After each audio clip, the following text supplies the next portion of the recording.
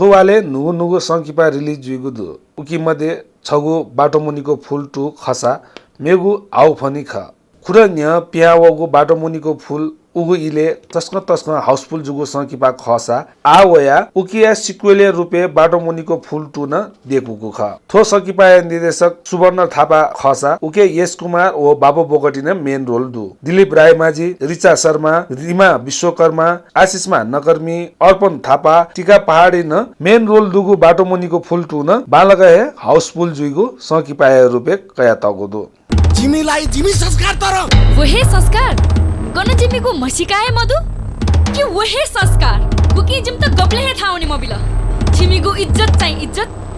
जिमो चाहिँ इज्जत मरु मैले पुण्य मन पराए। बाटो मुनिको फुल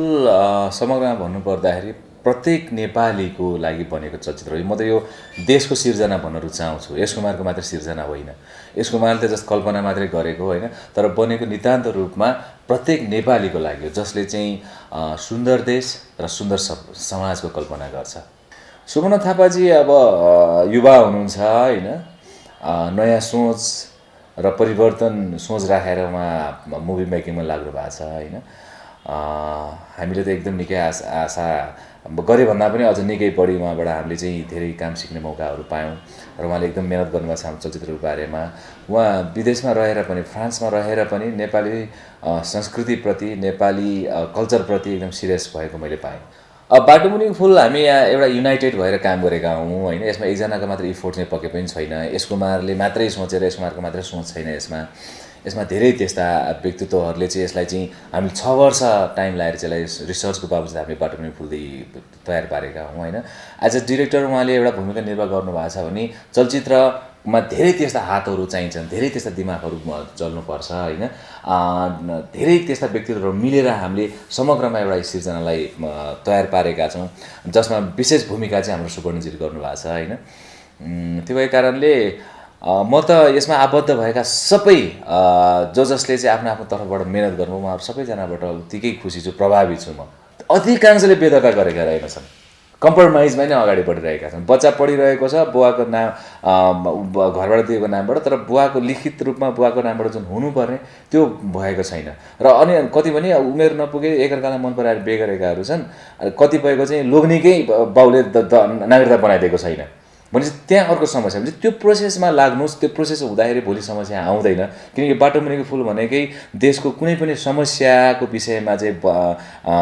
अलिकति अङ्कित गरेर बनाइएको चलचित्रहरू हो। यसमा छुवाछुतको मात्रै कुराहरू छैन, धेरै देशभित्रको समस्या कुराहरू हामीले कलेक्सन गरेर गरेका छौँ। त्यो कारणले त्यसमा देखा यो पनि एउटा समस्या हो समाजमा यस्तो खालको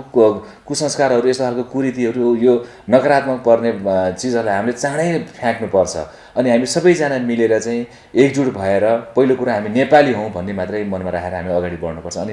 नेपालले प्रगति गर्छ।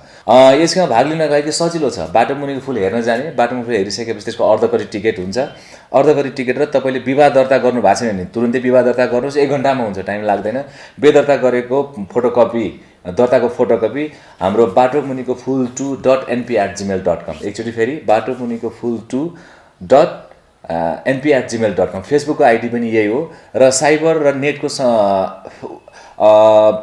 फ्यासिलिटी नभएको ठाउँमा चाहिँ पोस्टबक्स नम्बर छ 19 यसमा यहाँले पठाउनु होला। यस पठाइसकेपछि हामी गोला प्रथाद्वारा हामी एकजना जोडीलाई चाहिँ हामी सम्मान स्वरूप यो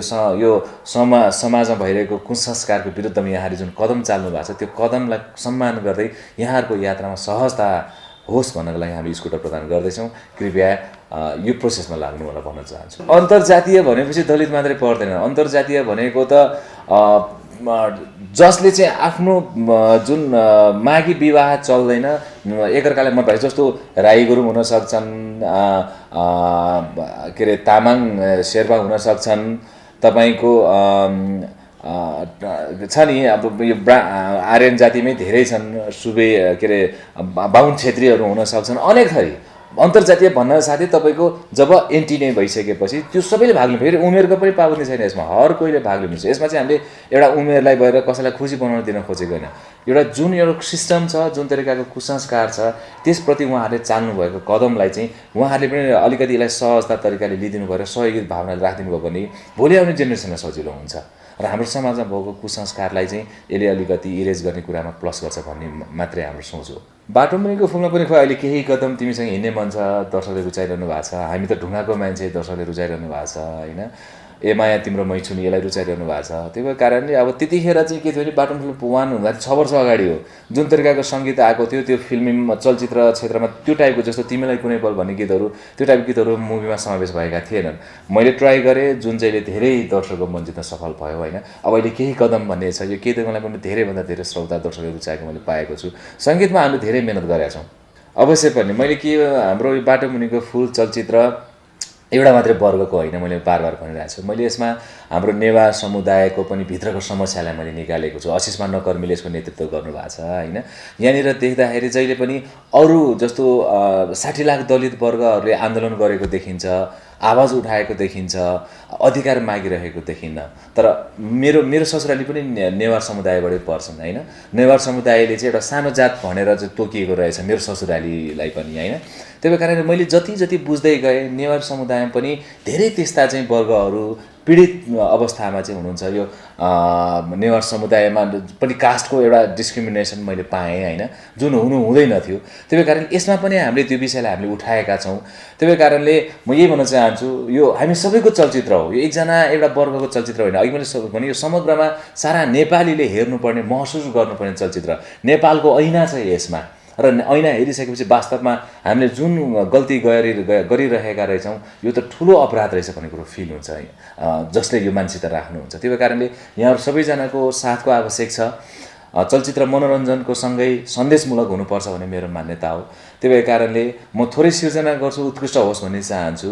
त्यो भएर कारणले म के भन्न रुचाउँछु भने यो समग्रमा हामी सारा नेपालीले एकचोटि हेर्नै पर्ने चलचित्र हो कृपया समय मिलाएर आइदिनु भयो भने यहाँहरूलाई यो चलचित्रप्रति गर्व हुनेछ वास्तवमा यो हाम्रो चलचित्र हो भनेर